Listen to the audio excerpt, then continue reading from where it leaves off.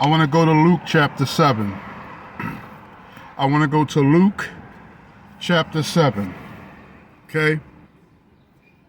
Luke chapter 7. Now, when he concluded all of his sayings into the hearing of the people, he entered Capernaum. This is referring to Yahusha. This is referring to Christ. Christ got finished talking to some people, and then he went and entered a town by the name of Capernaum. Okay? This is Christ. And a certain centurion servant who was dear to him. So a certain centurion servant who was dear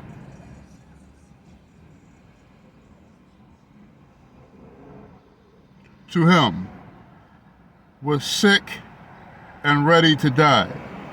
So there was a centurion. So as Christ entered the town of Capernaum, there was a centurion soldier. This soldier was a Roman. And this soldier pretty much had another soldier that was close to him. He was a close confidant. He was a close friend within the infantry. And he was sick. Okay? So when he heard about Yahusha, so when this centurion, when this Roman soldier, when he heard about Yahusha, he sent elders of the Jews to him. So I want everybody to pay very close attention to what's going on here. Christ just got finished talking to some Negroes. After Christ got finished speaking to Negroes,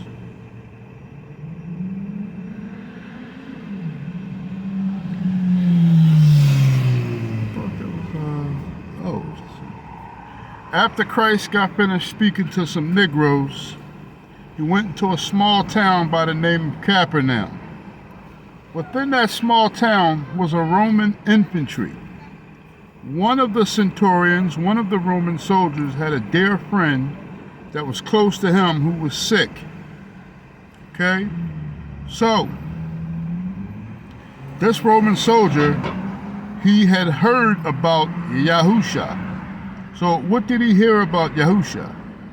He heard about the healings and the miracles, the turning the fish, the feeding 5,000 people with a fish and a loaf of bread, right?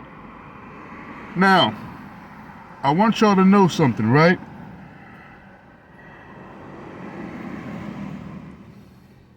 There's going to come a time, I don't know how far out from now, okay? But first of all, I realized something. I want to pause for a minute. I know a lot of people don't like when I do this, but I want to pause for a minute. And I want to say that right now is only the very beginning stages of the ministries of those who are servants of Christ. So I want you all to, I'm going to say that again, and I want everybody to listen. These are the very beginning stages. For anybody, my family had me running all day. For anybody, right, that listens to this ministry, for anybody that listens to any other ministries, right, there's something I want you all to understand. My job, along with other people's job, is about to get very dangerous. And I know many of you don't believe this. Okay? There's already some things that have occurred over my telephone and other things of that nature, mysterious vehicles. And I'm not even talking about informants and people snitching. I'm not talking about that. I'm talking beyond that. I'm talking above that. Okay?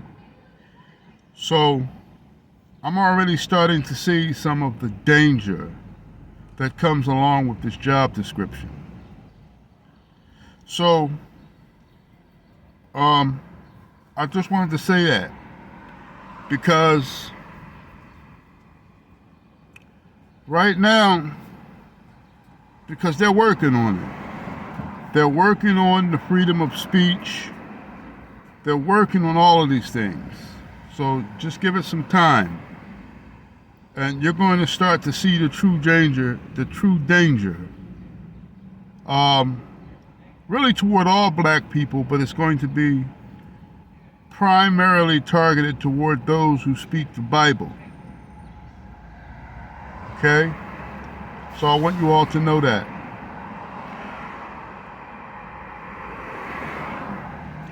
Crazily, for those of you who are doing the work of Yahusha, and for those of you who are readying yourselves to do the work of Yahusha, I want you to understand that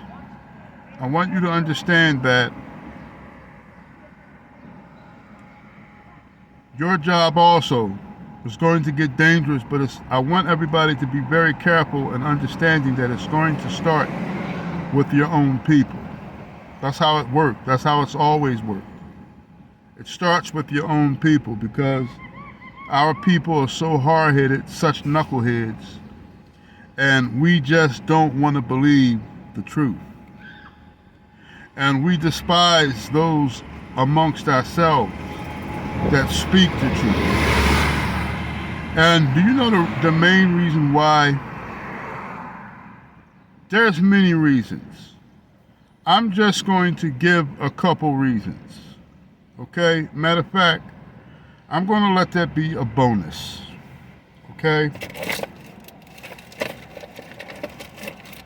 I'm going to let that be a bonus. I think I can remember that. All right? So basically, it's saying here, so when this centurion whose friend was sick, this Roman soldier whose friend was ill, he heard about Yahusha. All of the healings that he did, how he healed the blind, how he healed the deaf, how he cast devils from among people, and how he did exorcisms and things of that nature, because that's what Yahusha was doing a lot of. He was actually walking around and he was conducting exorcisms. And a lot of the healings that he was doing, the people were sick because they were dealing with devils. They were dealing with demons, right? So it's going to say here, so this centurion soldier, he sent the elders of the black people. So this centurion soldier, this white Roman soldier, he was a captain, I believe. He sent the elders of the black people, the elders of the Jews. So he sent men of Judah to Christ, to Yahusha, pleading with him to come and heal his servant that was sick. So it's very important that I want you all to understand this. I wanted to open this message up with this. So you got this white soldier here who heard about the things that Christ was doing. He heard about these things and he believed them. There's a lot of people who were hearing about the things that Christ did. Not everybody, Christ's own people knew of these things, but not all the Gentiles, not all of those of the other nations witnessed. In fact, not many of them witnessed at all, because Christ went unto his own people. Christ didn't go among the Caucasians. Christ didn't go to the Arabs. Christ didn't go to the descendants of Genghis Khan.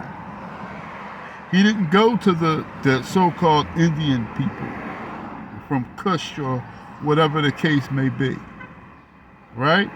Christ only went to the 12 tribes of Israel, which was in Judea. Christ did not mess around with those of the other nations. I'm not trying to be racist. I'm not trying to be hateful. I'm just telling the truth. You all can research it for yourself. Christ only walked amongst his own people. That was it. So this Roman soldier heard these things that Christ was doing. But more importantly than hearing these things, he believed them. So a lot of the crazy stories that was so-called quote unquote crazy stories that was coming out of Judea, that was coming out from amongst the midst of black people who were talking about these things that Christ was doing, because Christ was doing things and he had everybody talking about it. He fed 5,000 people with a loaf of bread and a fish, right? Many of the people were only coming around Christ because they were sick, ill, hungry, whatever the case. Christ didn't say, oh, this is the only reason why you were around me.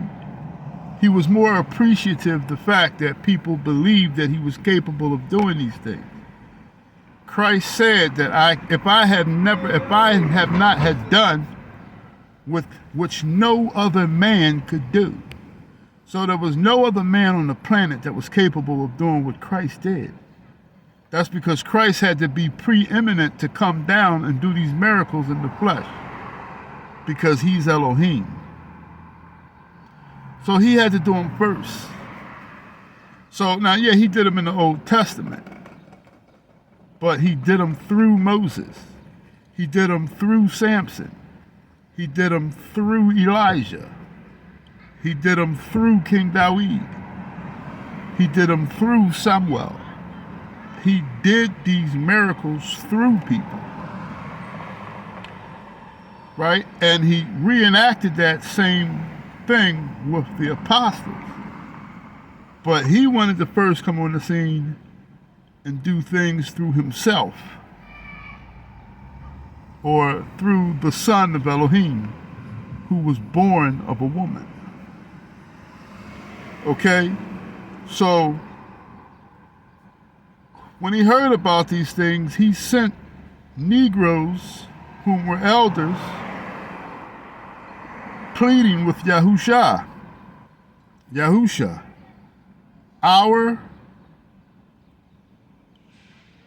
our superior wants you to come and heal one of his soldiers. And when they came to Yahusha, they begged him earnestly, saying that one for whom he should do this was deserving. So these Negroes were trying to convince Christ that the Roman soldier was deserving of Christ coming to help him. For he loves our nation and has built a synagogue. Then Yahusha went with. Now, I want you all to understand something very seriously. There is only two ways. A Caucasian, an Arab, a Chinese people, there's only two ways that they can prove that they have compassion for the Israelites. We're not going to run into too many of these people, but we are going to run into these people in the last days.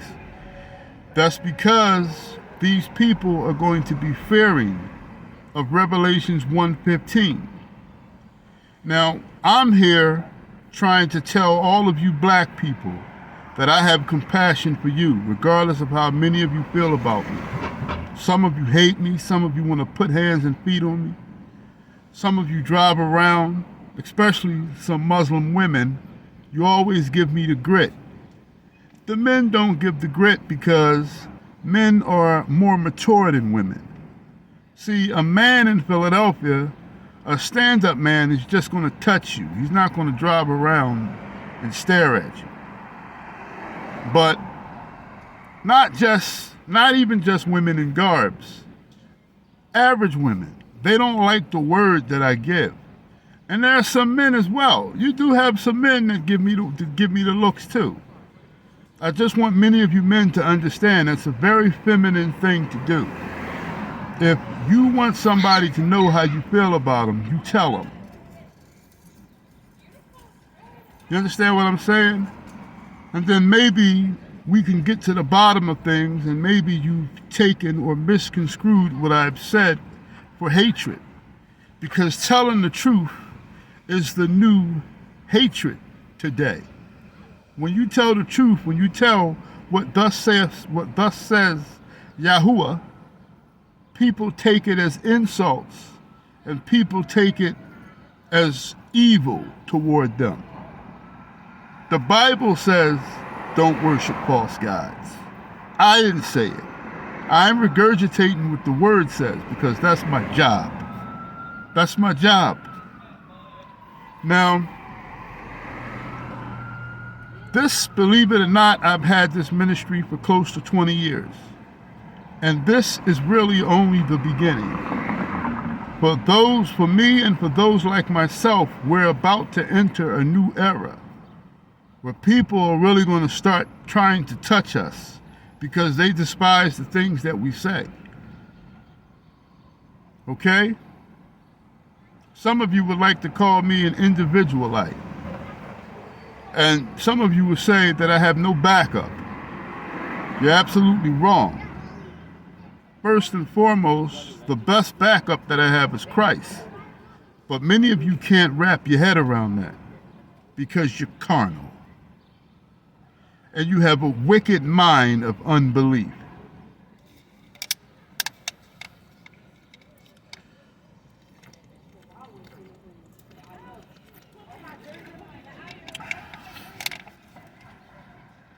Now, there's only two things that anybody outside of black people can do to prove that they love you. Or shall I say have compassion? Or let me go even deeper. There's only two things that somebody from another nation can do to show an Israelite that he or she actually fears the God of Abraham, Isaac, and Jacob. That he or she actually fears Revelation 1:15. The first thing is risk their life for you. Okay?